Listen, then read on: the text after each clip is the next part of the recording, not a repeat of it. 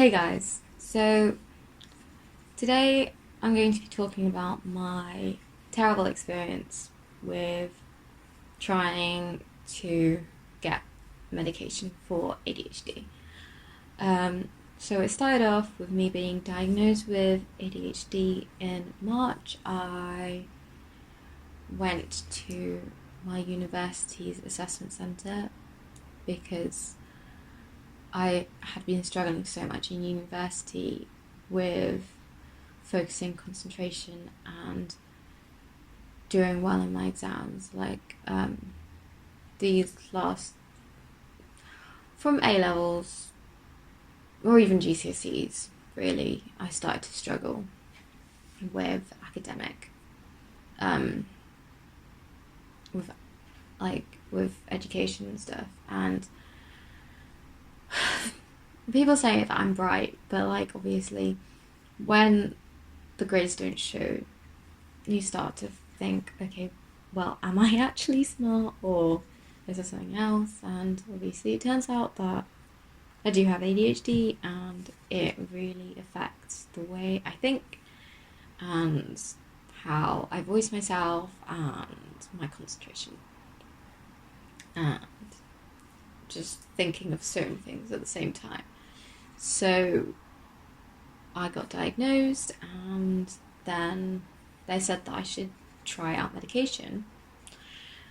And I kind of left the whole medication thing on the back burner because I'd been granted DSA, which gave me a mentor and gave me some technology to help me try and kind of help with my education, which I put first because at the moment I'm at university and that's the one thing I really want to kind of get through and do well. So it came to around June time and I told my mentor, I was like, hey, I really think that I actually need to jump the gun and go to GP about it. And she was like, yeah, why don't you do that? I think it has been quite a long time. You have been talking about it. And obviously your practitioner did suggest for you to get it, so I think it would be a good thing to do. And I agreed and called my GP up. I'd recently changed GPs, so this was actually a new GP. I've only been there once before, and I called up before going on Friday morning to see if they had any pre-bookable GP appointments because I didn't think this was an emergency. I thought that it would be better to pre-book, and they had no appointments until late July, early August. And I was going back to London. I'm going back to London soon, so it would be silly for me to book an appointment and not actually be up here. So the receptionist suggested that I should just get an appointment on the day, and I was like, yeah, sure, I'll do that. So Friday morning came up and I got out of bed, went to the GP, filled out the form for the appointment, and I was seen within 20 minutes, which is great. Told the practitioner, hi, I'm here to look into getting medication for ADHD. He was very straight up with me. He was like, I've never really dealt with this before. Not many people come in for emergency appointments. I told him the receptionist, when I was on the phone, said that it would be a better idea to just come in and see what can happen. And he said, okay.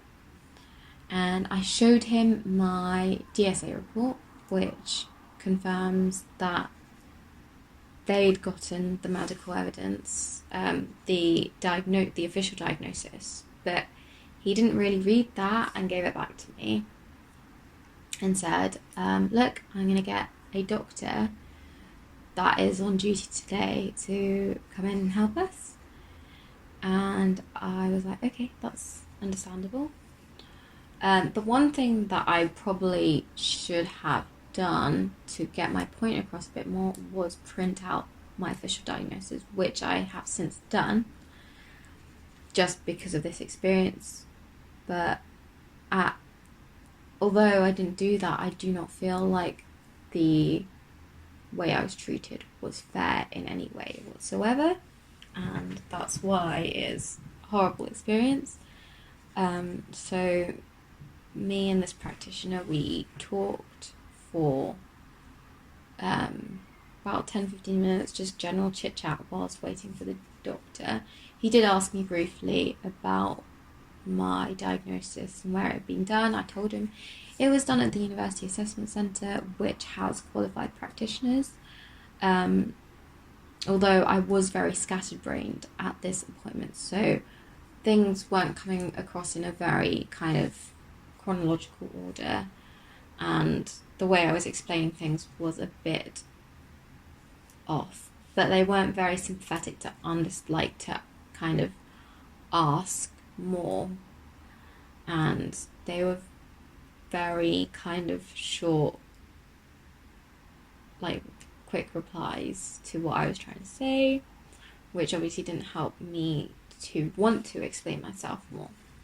So I wait for the doctor, and the doctor and the practitioner stand up in front of me, which made me feel quite intimidated.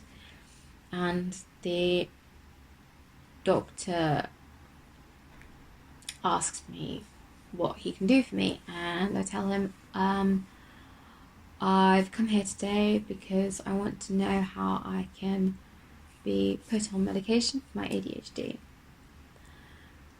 And this is where it kind of just turns into a really sour experience, because straight away he says, "This doesn't sit well with me. How have you been diagnosed?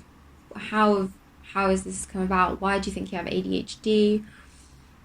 What makes you think that? Have you just I feel like you've just been labelled. It's not okay to just put labels on anybody, and it's just not an official way of going about it." And I was just like, okay, I've been diagnosed by the University Assessment Centre, and he took that as the university itself, as if to say some person in the university just kind of said, "Oh, it looks like you have ADHD," and then I've taken that religiously, when in actual fact I had to pay for an assessment, and the practitioner has the qualification to diagnose people with SPLDs, which are learning disabilities, because ADHD is in the same spectrum as dyslexia, and other learning disabilities like Asperger's and autism. And so I told them that actually, yes, I have forgotten the documentation today, but I do have it.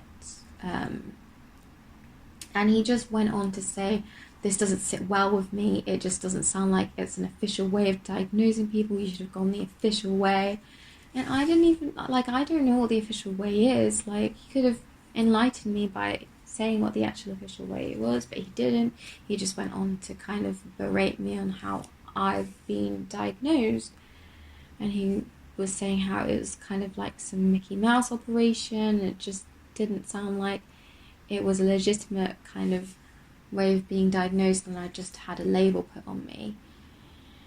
And he went on to say how most people with ADHD, they're diagnosed when they're very young, and that they are very disruptive and volatile in how they act, and they're very kind of have very bad behavioural problems. And I don't have behavioural problems, but at the same time, the whole reason it's underdiagnosed in females is because ADHD is there's different symptoms between the genders, and obviously a doctor and a practitioner, who are just kind of talking down on me as if to say that I'm whatever's been told to me previously is completely wrong. It was really deflating, because now I was doubting myself and whether I actually had ADHD, and when in actual fact I have been officially diagnosed,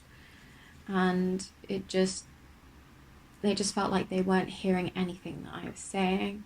The doctor went on to ask, what symptoms do you have? And I then replied, I have a really hard time in concentrating and I get distracted very easily. And I feel like his reply was so condescending. He just basically replied, well, if you're in a slightly boring lecture that's going on too long, of course you're going to get distracted, and it's something that many people kind of do. And I was like, have you completely just disregarded what I've said? And then he didn't even really give me time to reply. He asked me, are there any other symptoms for you to just claim that you have ADHD? And I said, well, since I was very young, I'd always daydreamed, and without even letting me finish, the practitioner was like, well, I daydream too, and I don't have ADHD. And I was just like, okay. I didn't have anything else to reply. Like, by this point, I was just really kind of upset at how I was being treated, and it was quite shocking in how, like, they were just kind of pushing aside everything that I was saying and not giving me a solution and what I should do if I had been misdiagnosed. They went on to say that the way the university had diagnosed me was very unofficial and not professional, because he started to take it personally, because he added that the university employs another GP and I'm not with them. I'm registered with this GP that I'm talking about, and he added that that they should have contacted him and referred me for medication, and that I need to do it officially if I want to actually be diagnosed with ADHD, and that I probably don't even have it anyway. And I just looked at him. I couldn't really speak anymore. I was just really shocked in how he was treating me as patient of the surgery. Because when he said that the other surgery had been employed by the university, I felt like he had a subtle vendetta almost against university students and patients that are registered there that go to university. And it just felt really unfair. So I just said I understand, and I just kept quiet for a bit whilst the doctor and the practitioner talked amongst each other for a few seconds, and then the doctor was like, okay, well, if you understand that's how it is. And I was just like, okay, yeah. And the doctor left and the practitioner came to sit back down with me and asked me if I understood, and I was like, yeah, I understand. And then he went on to say that by being diagnosed with ADHD, it could affect the way that employers see you, and when you have to disclose it on job applications, employers may choose other people over you. And at this point in my head, I was just like, really? Is that how you're going to treat this? You're going to basically push me away from, first, trying to get medication, and secondly, if I need another diagnosis, then not get one at all, when I've been struggling with this my whole life. And when I did get diagnosed, it actually made so much sense as to why I struggled with so many things, and that just kind of put the cherry on the icing, really. It just was like, okay, clearly they either have a really outdated view. I can understand why they might be a bit sketchy on believing me, but the way they went about kind of saying all those things to me without asking if they could see proof or whatever. And I did have some documentation to say that I had ADHD as well, and they didn't give a second look at that either. So it was just a really terrible experience. But I'm hoping that that is just a one-off, and that the next experience I have with trying to find out how I can go about experiencing if I need medication or not will not be as bad as that. But the reason why I made this video was just to kind of give an insight into if that does happen often, why does that happen, and why is the road to getting medication for ADHD and like kind of trying to help people with ADHD so slow and so hard to obtain. But yeah, thanks for watching, and hopefully the next video will be a bit more positive.